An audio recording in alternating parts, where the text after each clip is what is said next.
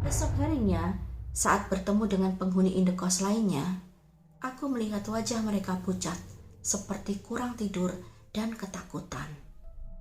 Mereka saling bercerita bahwa semalam mereka mendengar apa yang aku dengar juga, yaitu suara anak-anak yang bermain di bangunan yang mangkrak itu.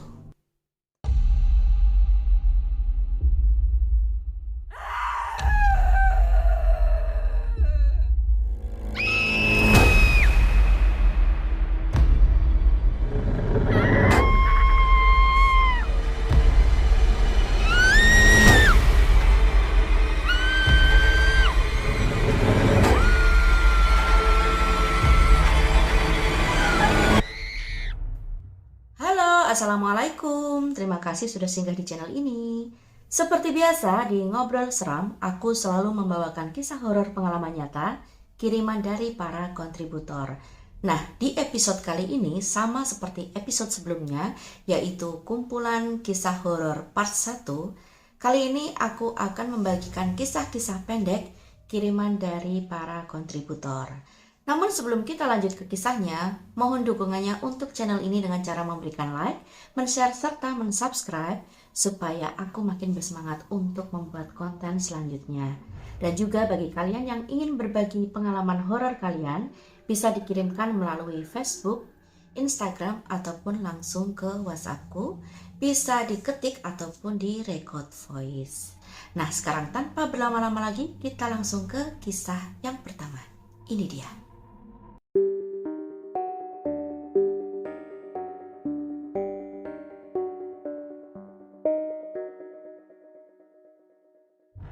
Kisah yang pertama ini dikirimkan oleh Yun yang berdomisili di kota Bogor. Berbekal keyakinan akan meraih mimpi, dengan dukungan dari suami dan keluarga besarnya, kami pun pindah ke pasar baru di Lahat. Awalnya, kami dijanjikan akan dibelikan toko kelontong agar kami ada mata pencaharian di kota ini. Jelas saja aku menerima tawaran itu, karena jika tanpa mata pencaharian yang pasti, bagaimana kami bisa makan? Aku bukan orang yang terbiasa meminta, apalagi kalau hanya sekedar untuk makan. Di saat itu pula, aku mulai bisa melihat sifat suamiku yang sebenarnya manja. Untuk membeli pakaian, rokok, dan jajan, suamiku tinggal meminta kepada ibunya yang kami panggil Uma. Sedangkan untuk kebutuhanku dan bayiku yang masih berusia 10 bulan, aku penuhi dari hasil penjualan perhiasan emas yang aku pakai. Selama 3 bulan, aku masih bisa bertahan dengan uang yang kupunya. Hingga akhirnya, uang itu pun habis. Dengan sangat terpaksa, aku pun memberanikan diri untuk bertanya kepada Uma tentang janjinya yang akan memberiku modal untuk membuka toko kelontong. Betapa terkejut dan hanya tangis tertahan yang bisa kulakukan saat Uma hanya memberiku modal sebuah timbangan dan sebuah tuai atau pisau ani-ani yang digunakan untuk memetik padi di sawah. Aku kebingungan saat menerima kedua benda itu. Umak hanya berkata, "Aku harus mendidikmu dengan keras agar tahan banting dan tidak cengeng." Aku tak mengerti maksud dari perkataan itu. Keesokan harinya, Uma menyuruhku untuk menggendong anakku di bagian depan dan menyunggi sebuah keranjang besar atau kinjar, berikut 4 buah tonggak bambu atau pakau, juga tuai yang baru diasah. Diantarnya aku ke sawah kangkung yang luasnya sejauh mata memandang. Sepanjang jalan, orang-orang mengangguk hormat kepada Uma. Di sebuah jalan menurun, Uma berbisik kepadaku, "Bajumu terlalu bagus untuk seorang pemetik kangkung." Aku terdiam, baru kusadari pekerjaan apa yang akan aku lakukan. Kami berjalan memutar melewati sebuah kawasan pekuburan yang sepi, benar-benar sepi. Aku ketakutan karena harus melangkahi beberapa kuburan yang seperti tidak terawat. Uma melepasku di situ sambil berucap, "Kamu lewat sini kalau memetik kangkung. Jaraknya lebih dekat. Kalau lewat seberang terlalu jauh. Kalau kamu nekat lewat sana, kamu melewati sawah kangkung yang digarap orang, kamu akan tanpa sengaja menginjak-injak tanaman kangkung orang. Mereka akan marah karena kamu tidak tahu cara melewatinya.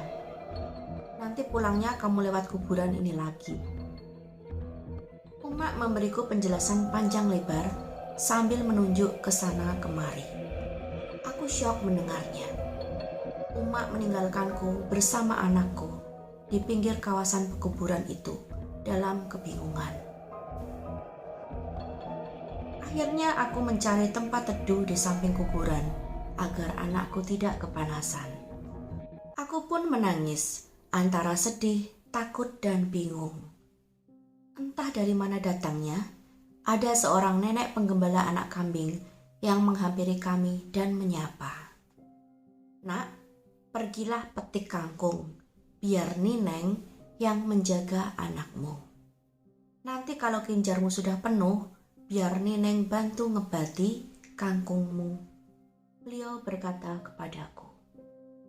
Nineng itu adalah sebutan nenek ya, sedangkan ngebati itu mengikat kangkung. Aku menatapnya tak percaya.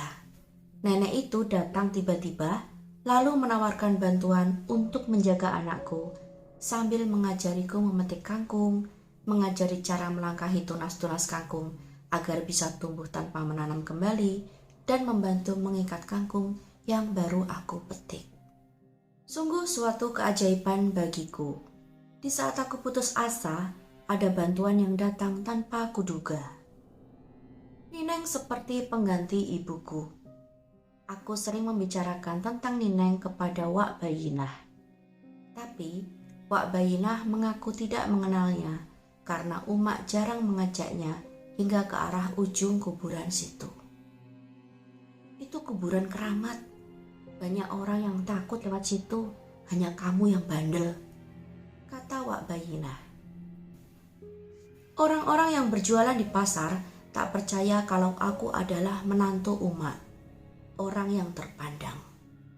Aku pun sebenarnya tidak peduli karena pada kenyataannya aku membanting tulang sendiri untuk mengisi perutku dan perut anakku tanpa bantuan dari suamiku. Hanya Nineng yang membuat hidupku terasa ringan. Kangkung sebanyak 250 ikat bisa kusunggi dengan tubuhku yang hanya setinggi 150 cm di usia yang masih muda, 21 tahun, dan bukan penduduk asli sana pula. Uma pun sampai terheran-heran melihatku. Suatu ketika Nineng berpesan bahwa waktunya menemuiku hanya sampai aku mandiri. Aku hanya bisa bertemu dengan Nineng di saat aku dalam keadaan sakit keras.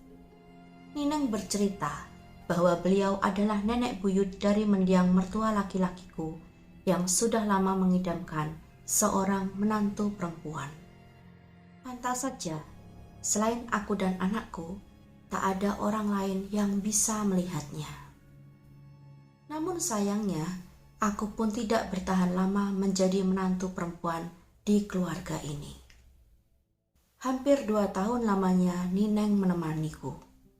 Saat aku sakit keras di rumah sakit, hingga akhirnya aku meminta cerai dari suamiku, Nineng selalu menemaniku tanpa terlihat oleh orang lain. Itulah saat Nineng datang untuk menemuiku terakhir kalinya. Nah, itu tadi kisah kiriman dari Kak Yun yang berdomisili di Kota Bogor. Namun sayang sekali karena pada bulan Desember tahun 2021 kemarin, Kak Yun baru saja meninggal dunia dikarenakan sakit. Kita doakan sama-sama supaya arwah beliau diterima dengan baik di sisi Allah Subhanahu wa Ta'ala. Jadi selain kisah dari Kak Yun ini, apakah kalian juga pernah mengalami kisah yang sama, yaitu bertemu dengan seseorang atau arwah seseorang yang sebenarnya sudah meninggal sudah sejak lama? Nah, kalau kalian punya pengalaman seperti ini, silakan ceritakan padaku di kolom komentar. Nah, kini kita langsung ke kisah berikutnya. Ini dia. Next.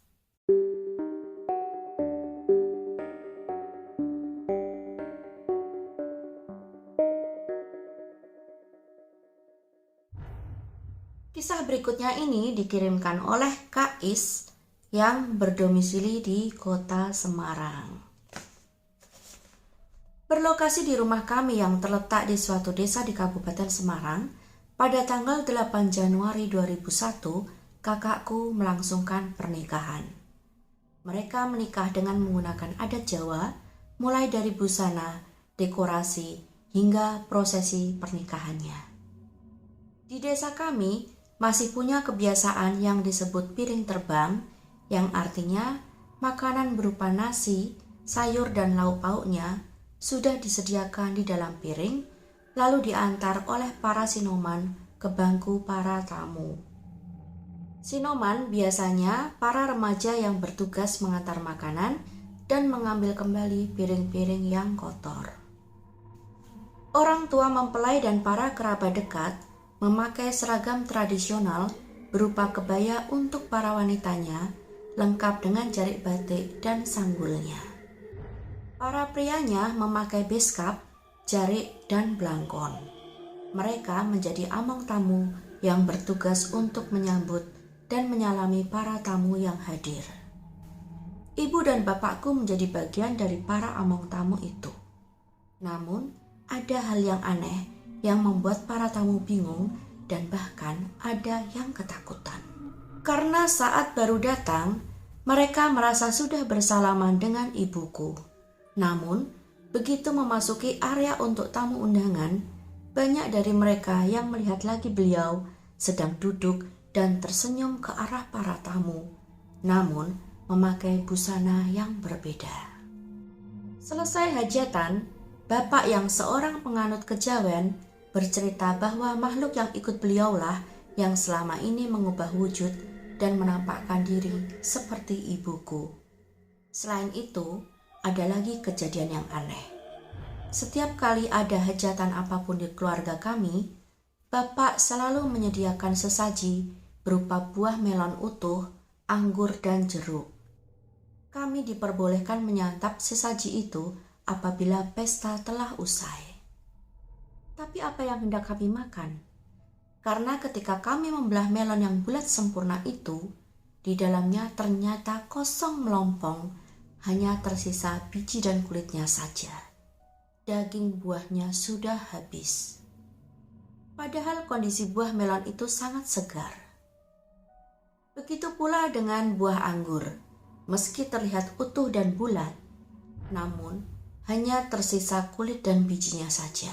Sedangkan buah jeruk hanya tersisa kulit dan ampasnya. Agak aneh ya sebenarnya kejadian ini. Jadi kalian memakan makanan yang sudah digunakan untuk sesaji, tapi ternyata meskipun bentuknya sempurna, di dalamnya dagingnya sudah hilang atau habis dimakan sesuatu. Jadi saranku, kalau kalian menemukan makanan di dalam sesaji, lebih baik jangan dimakan, karena sebenarnya makanan itu sudah dimakan oleh makhluk halus. Jadi kalian itu akan makan sisa dari makhluk halus tersebut. Kan ngeri ya. Kalau aku sih ngeri. Ya udah, kita langsung ke kisah berikutnya. Ini dia.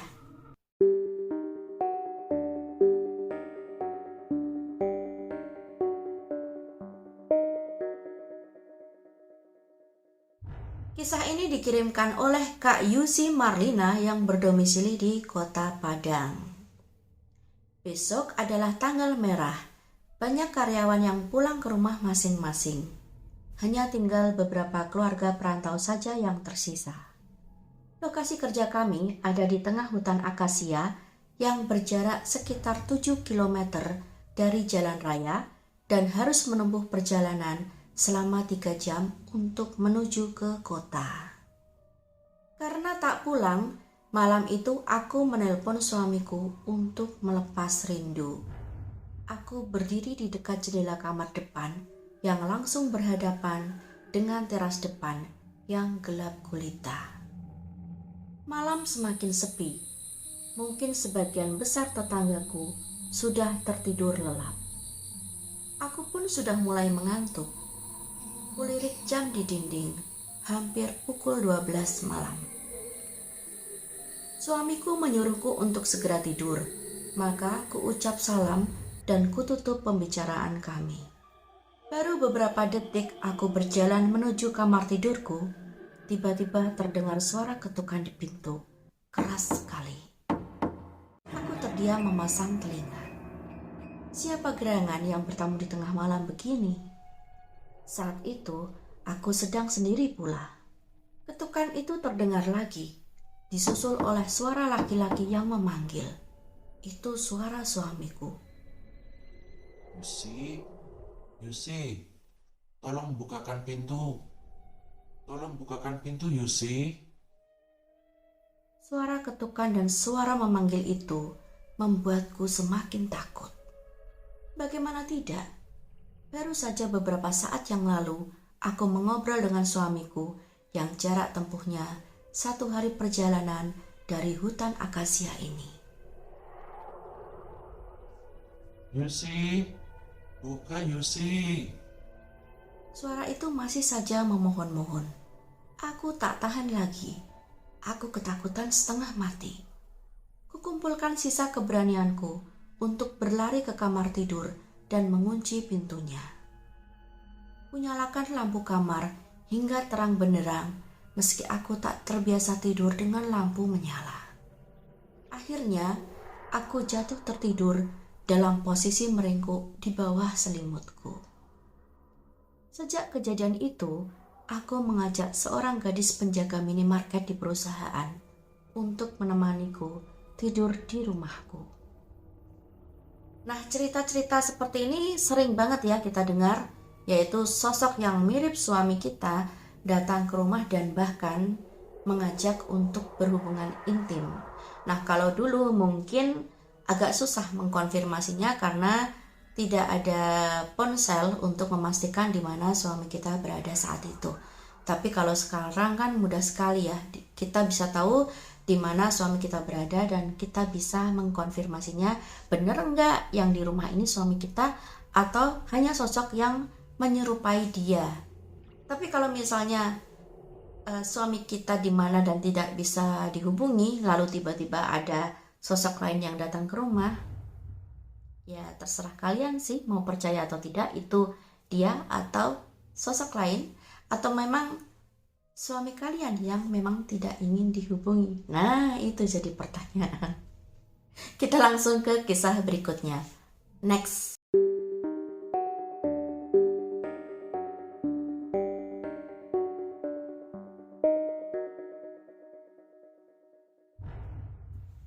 Kisah kali ini dikirimkan oleh Kak Ina yang berdomisili di kota Madiun. Halo Kak Ina. Saat itu hubunganku dengan suami dan keluarga besarnya sedang bermasalah. Setelah mama dan adikku menjemput anak-anakku untuk tinggal di kota kelahiranku, aku pun memutuskan untuk hengkang dari rumah mertua. Selesai jam kantor, kuluangkan waktu untuk mencari tempat indekos. Ku telusuri seluruh sudut kota untuk mencari tempat indekos yang pas di hati dan sesuai dengan isi kantongku.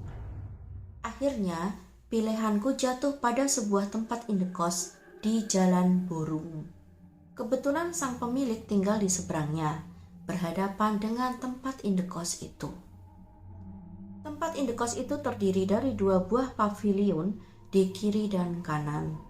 Lalu di tengahnya digunakan sebagai jalan sekaligus untuk tempat parkir sepeda motor. Di ujungnya ada dapur dan tempat menjemur pakaian. Kamar-kamar berderet di sisi kanan dan kiri berhadap-hadapan. Masing-masing deret terdiri dari 5 buah kamar. Setelah terjadi kesepakatan antara aku dan pengelola tempat indekos itu, aku pun mendapat kamar nomor 2 di sisi kiri. Menurut cerita, kamar itu paling sering berganti penghuni. Fakta ini kudapati setelah beberapa bulan tinggal di sini. Malam pertama aku menempati kamar itu, aku tidak bisa tidur. Tengah malam, aku terbangun mendengar suara orang yang mengorok. Kupikir penghuni kamar sebelah yang mengorok. Belakangan, baru aku tahu bahwa penghuni 2 kamar yang mengapit kamarku itu perempuan semua. Sedangkan suara mengorok yang kudengar adalah suara seorang laki-laki. Semua kamar dilengkapi dengan kamar mandi dalam. Namun, hanya lampu di kamar mandiku yang tidak bisa menyala. Sudah kubelikan lampu yang baru, tapi tetap saja tidak mau menyala. Tak kurang akal, akhirnya aku mencari cara memasang kabel yang ada ujungnya bisa dipasangi bolam lampu. Lalu, aku sangkutkan ke gantungan di dekat pintu kamar mandi. Resikonya, pintu itu tidak bisa ditutup rapat. Tapi tak apalah, toh letaknya di dalam kamar. Berhadapan dengan kamar mandi, ada sebuah lemari kayu 2 pintu dengan kaca yang besar. Ukuran kacanya separuh pintu lemari. Malam kedua, aku terbangun lagi di tengah tidurku. Terkejut mendengar suara barang-barang jatuh, seperti dibanting dari arah kamar mandi. Mungkin tikus, batinku. Keesokan harinya, aku pun syok saat memeriksa kamar mandi. Barang-barang di dalamnya masih di tempat semula, termasuk gayungnya. Malam ketiga, aku terbangun lagi di tengah tidurku. Mataku tertuju ke ujung kasur dekat dengan kakiku. Seorang perempuan mengenakan baby doll piyama duduk menekuk kedua kakinya di dada. Sosok itu hanya duduk diam. Aku pun melanjutkan tidurku. Aku tidak menjerit ataupun takut, hanya merasa aneh. Mungkin aku sudah tak punya rasa takut lagi. Itulah saat pertama kalinya aku bertemu dengan makhluk gaib penghuni kamar ini. Ketika membersihkan bawah kasur, aku mendapati noda gelap yang sudah mengering di atas karpet. Mirip seperti noda darah. Awalnya, kupikir noda itu berasal dari atas kasur yang tembus ke permukaan karpet. Namun ternyata, busa kasur yang lumayan tebal itu bersih tanpa noda. Bukan hanya itu, saat karpet kuangkat, aku menemukan banyak sekali rambut berserakan di bawahnya. Ukurannya panjang dan berwarna hitam alami. Dan tak hanya di bawah karpet, rambut-rambut itu juga aku temukan di bawah kasur dan di sudut tembok dekat jendela. Jelas saja, itu bukan rambutku, karena aku memangkas rambutku pendek hanya sebatas di bawah telinga.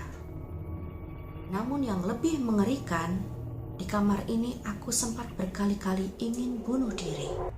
Padahal aku tipe orang yang sangat optimis, jauh sekali dari pikiran semacam itu.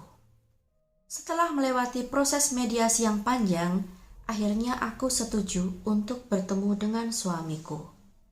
Mau tidak mau, akhirnya aku harus mengatakan kepadanya di mana tempat aku tinggal selama ini. Suamiku pun menyambangiku di tempat kosku. Ketika bersiap untuk tidur, suamiku memintaku untuk mematikan lampu kamar. Aku menurut saja, meski sebenarnya aku sangat tidak suka tidur dalam keadaan lampu yang padam. Kami berbaring berdesakan di kasur single. Paginya, saat aku menuang air mendidih ke mug berisi kopi instan, suamiku bertanya, "Mi, semalam kamu belai-belai pahaku ya? Pingin ya?" Godanya dengan wajah cengengesan. Kupandangi wajahnya dengan ekspresi heran nampak di wajahku. "Enggak, aku langsung tidur pulas kok." Berganti ekspresi heran muncul di wajah suamiku. "Lalu tangan siapa?" Aku hanya mengangkat bahu tak acuh. Padahal aku tahu pasti itu adalah ulah sosok perempuan yang memakai baby doll piyama itu. Malam berikutnya, aku beranjak tidur terlebih dulu. Suamiku masih berada di dalam kamar mandi.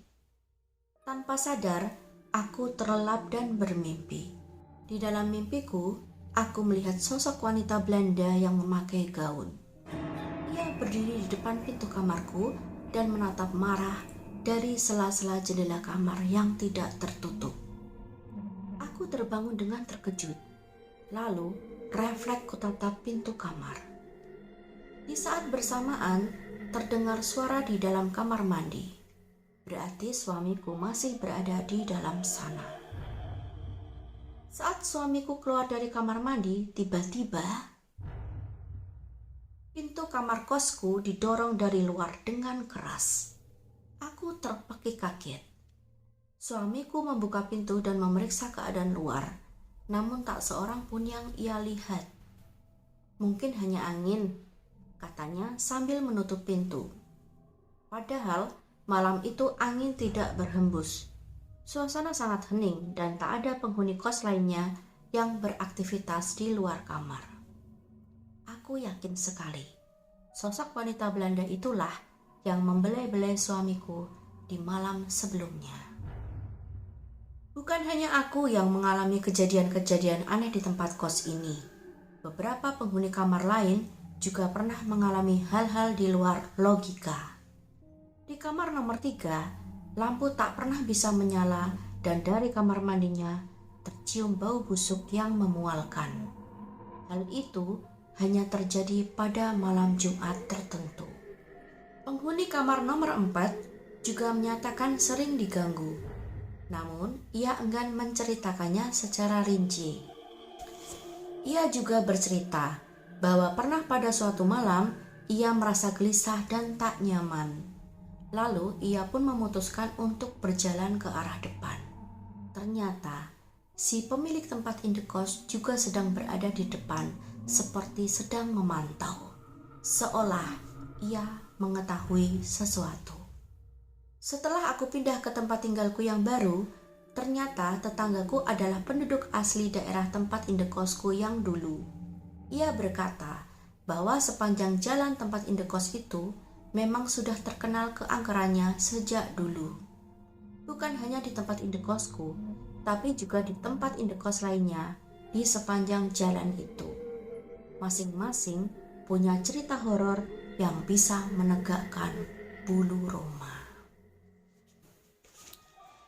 Nah, itu tadi kisah dari Kak Ina yang berada di Madiun. Jadi banyak sekali ya tempat-tempat kos yang ternyata berhantu. Kalian pernah nggak tinggal di tempat kos berhantu? Silakan kirimkan kisahnya di WhatsAppku atau bisa juga di kolom komentar. Nah, kita lanjut ke kisah yang terakhir. Ini dia. Next.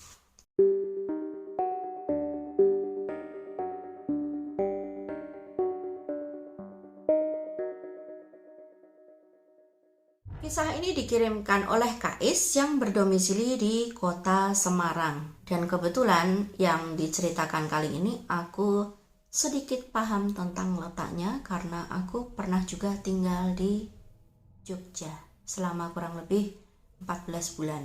Jadi inilah kisahnya. Peristiwa ini terjadi sekitar tahun 1999 saat aku masih kuliah di Jogja. Aku indekos di daerah Condong Catur. Tempat indekosku bertingkat dan memiliki 7 buah kamar. Di depannya ada sebuah bangunan mangkrak yang sedianya akan dibuat sebagai ruang tamu, namun pembangunannya tidak dilanjutkan. Seperti biasa, sebelum tidur, biasanya kami berkumpul di satu kamar dan mengobrol sampai tengah malam. Malam itu, kami kembali ke kamar masing-masing menjelang pukul 2 dini hari. Namun baru saja hendak memejamkan mata, tiba-tiba dari arah bangunan mangkrak itu, aku mendengar ada banyak sekali anak kecil yang bermain-main. Suaranya lumayan kencang dan terdengar cukup lama. Aku yang merasakan adanya keganjilan sama sekali tak berani mengintip keluar untuk memastikan. Esok harinya, saat bertemu dengan penghuni indekos lainnya, aku melihat wajah mereka pucat, seperti kurang tidur dan ketakutan. Mereka saling bercerita bahwa semalam mereka mendengar apa yang aku dengar juga, yaitu suara anak-anak yang bermain di bangunan yang mangkrak itu. Setelah kejadian malam itu, hal-hal aneh lainnya sering terjadi dari bangunan mangkrak itu. Seperti misalnya, pada dini hari sering terdengar adanya suara para ibu yang berkumpul sambil mencuci piring. Suatu malam, aku menginap di tempat indekos kakakku di daerah Jalan Solo. Tapi anehnya, setelah kembali ke tempat indekos, teman-temanku bersaksi bahwa pada malam itu mereka melihatku bergabung dengan mereka. Aku duduk diam tanpa bicara, hanya mendengarkan. Mereka juga mengatakan bahwa malam itu wajahku pucat pasi. Aku berusaha meyakinkan mereka bahwa malam itu aku tidak sedang berada di tempat indekosku. Bahkan aku berani bersumpah segala macam agar mereka percaya. Kami semua pun menjadi sangat ketakutan. Setelah kejadian itu, akhirnya satu persatu dari kami pun pindah dan meninggalkan tempat indekos itu. Nah, itulah tadi semua kisah-kisah pendek kiriman dari para kontributor yang dikirimkan melalui WhatsAppku. Terima kasih kepada kalian semua yang sudah berkenan mengirimkan kisah-kisah ini. Juga terima kasih kepada kalian yang sudah menyaksikan video ini hingga akhir. Semoga kalian selalu diberikan kesehatan dan kebahagiaan. Dan sekali lagi terima kasih, kita ketemu lagi di episode Ngobrol Seram berikutnya. Dadah, Assalamualaikum.